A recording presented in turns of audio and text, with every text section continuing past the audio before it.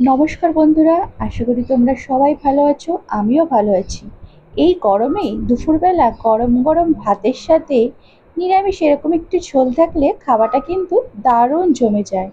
আর এই তরকারিটা কিন্তু গরম গরম ভাত কিংবা রুটি সব কিছুর সাথে খেতে কিন্তু অসাধারণ লাগে। তাহলে চলুন রেসিপিটা কিভাবে করছি সেটাই তোমাদের সাথে শেয়ার করি।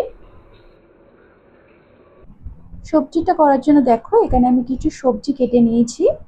ঝিঙে কেটে নিয়েছি, পেঁপে, আলু, পটল কেটে নিয়েছি। এগুলো কিন্তু আমি কেটে ভালোভাবে ধুয়ে নিয়েছি। আর এখানে একটা টমেটো কুচি করে নিয়েছি, কিছুটা ধনেপাতা নিয়ে নিয়েছি, কটা কাঁচা লঙ্কা ছিঁড়ে নিয়ে নিয়েছি। এবার কড়াইতে প্রথমে আমি তেল দিয়ে দিয়েছি। এখানে আমি সর্ষের তেল ৩ চামচ দিয়ে দিয়েছি। তেলটা গরম হয়ে গেলে এখানে আমি পাঁচ ফোড়ন আর শুকনো লঙ্কা ফোড়নে দিয়ে দিলাম। ফোড়নটা একটুখানি ভাজা হয়ে আসলে এখানে আমি কেটে রাখা পটলগুলো দিয়ে দেবো।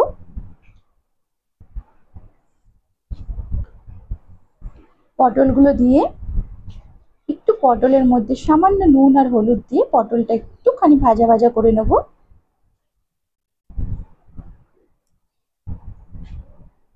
পটলটা বেশি ভাজলে চলবে না, পটলটা এখানে হালকা একটু ভেজে নিতে হবে, হালকা লাল করে।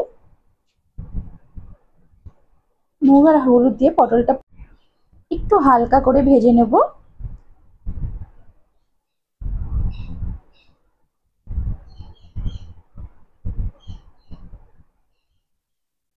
পটলটা দেখো আমার হালকা করে ভাজা কিন্তু হয়ে গেছে, হালকা লাল হয়ে গেছে।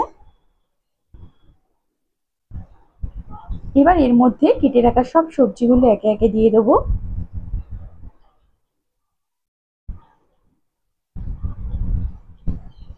গরমকালে নিরামিষ দিনে এরকম একটু পাতে ঝোল থাকলে গরম গরম ভাতের সাথে আর কিছুই প্রয়োজন পড়বে না, তৃপ্তি সহকারে বাড়ির সকলে খেয়ে নেবে। খুব সুন্দর কিন্তু এই ঝোলটা হয় খেতে। আমি একে একে সব সবজিগুলো দিয়ে একটু ভালোভাবে নাড়াচাড়া করে নিচ্ছি।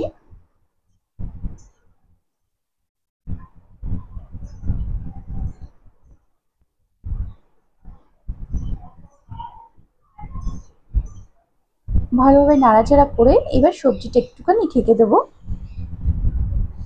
ঢাকা খুলে দেখো, এবার আবার একটু ভালোভাবে নাড়াচাড়া করে নেব।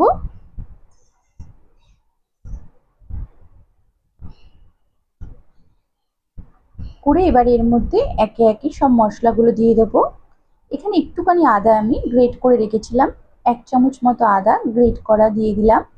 তারপর পরিমাণ মতো নুন, হলুদ, জিরের গুঁড়ো, ধনের গুঁড়ো সব একে একে দিয়ে দেবো।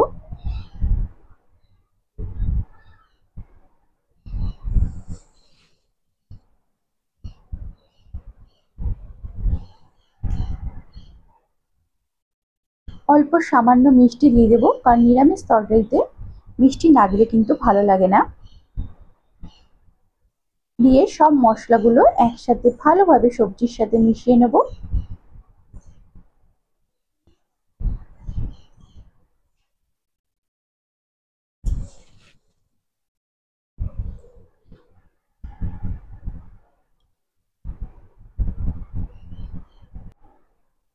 মশলাগুলো ভালোভাবে মেশানো হয়ে গেছে।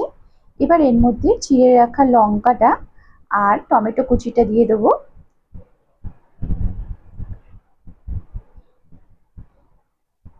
দিয়ে ভালোভাবে আবার নাড়াচাড়া করে নেব। নাড়াচাড়া করে মশলাটা কষার জন্য কিন্তু আমি আবার কিছুক্ষণের জন্য ঢেকে দেব। তারপর কিছুক্ষণ পর ফিরে আসলাম। দেখো মশলাটা কিন্তু আমার কষে এসছে। এবার আবার ভালোভাবে আর একটু নাড়াচাড়া করে নেব। ভালোভাবে নাড়াচাড়া হয়ে গেছে। এবার এর মধ্যে আমি পরিমাণ মতো জল দিয়ে নেব। যেহেতু এটা একটু ঝোলঝোল হবে, বেশি কামাখা হবে না, সেই জন্য পরিমাণ মতো জল দিয়ে নিলাম। দিয়ে ভালোভাবে সবজির সাথে মিশিয়ে নিলাম। আরেকটু জল লাগবে, আরেকটু জল দিয়ে দিতে হবে। আমি আরেকটু জল দিয়ে দিলাম, কারণ সবজিগুলো সেদ্ধ হবে। দিয়ে ভালোভাবে নাড়িয়ে এটাকে আবার সেদ্ধ হওয়ার জন্য ঢেকে দেব।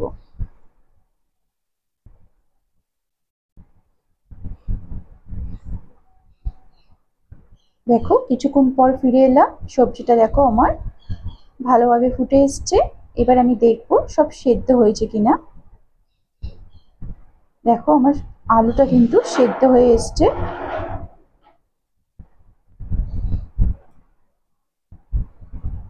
ঝোলটা কিন্তু আমার হয়ে এসছে।